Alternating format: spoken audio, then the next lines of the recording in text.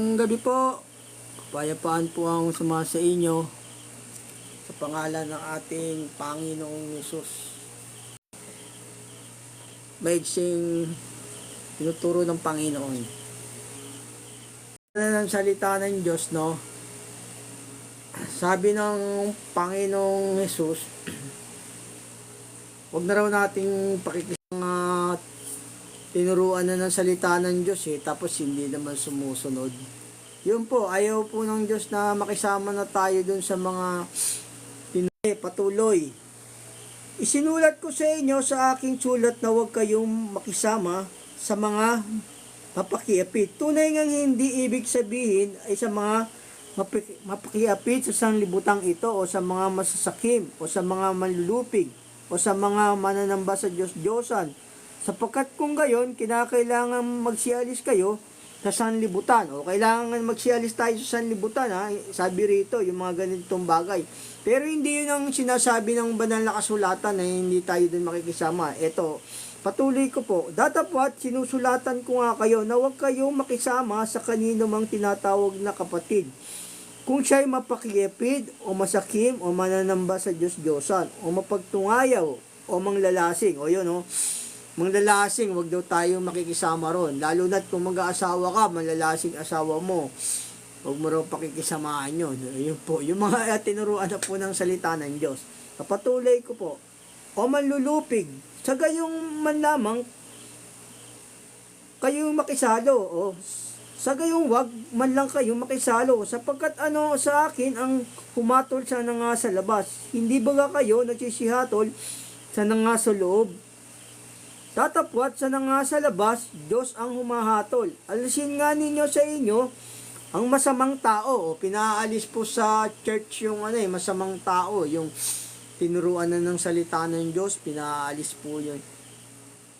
Pinatatanggal po yun, pinatitiwalag yung mga naturuan ng salita ng Diyos, tapos hindi rin sumusunod. Marami yan nakikita ko yan yung mga ganyan. Yung mga iba nakikita ko, mga members nila, siguro mali yung mga aral nilang tinuturo, pero gumagawa pa ng ganito. Basahin ko po sa inyo muli. Kasi yung mga tinuruan na ng salita ng Diyos, huwag daw po natin pakikisamahan yun. Nakakasira po yun ng magandang pag-uugali, sabi ng Panginoong Diyos. Basahin ko po sa inyong muli rito. Sa unang Korinto 5:9 hanggang 13. Isinulat ko sa inyo sa aking sulat na huwag kayong makisama sa mga mapakiapid. Tunay nga hindi ang ibig sabihin ay sa mga mapakiapid sa sanlibutang ito o sa mga masakim o sa mga manlulupig o sa mga mananamba sa Diyos-Diyosan. Sapagkat kung gayon, kinakailangan magsialis kayo sa sanlibutan. O sa tapos 14. Aming inuutos nga sa inyo mga kapatid sa pangalan ng ating Panginoong Hesukristo na kayo'y magsihiwalay sa bawat kapatid na lumalakad na walang kaayusan at hindi ayon sa aral na tinanggap nila sa amin. O yun, magsisiwalay daw tayo sa ganun. Sabi ng Panginoong Diyos, ng Panginoong Hesus. O sabing ganun. Sapagkat kayo rin ang nakakaalam kung paano kami ay iyong dapat tularan. O yun sapagkat kami ay hindi nag-uugali na walang kaayusan sa inyo. Patuloy ko po. Sa gayon may wag ninyong ariin siyang kaaway, kundi inyo siyang palahanan tulad sa kapatid. O yun. Paalahanan din po natin na gaya sa kapatid. Ganun. Ganun po. O basahin ko po sa inyong muli rito, para maintindihan nyo yung mga taong napangaralan at turuan na lalaki ka o babae ka, wag din natin gawing asawa. O may idea na kayo kung sinong dapat nyong asawahin, di ba? Okay, kasi mga gumagawa ng ganun, mga nasa kadiliman pa yun. O ganun.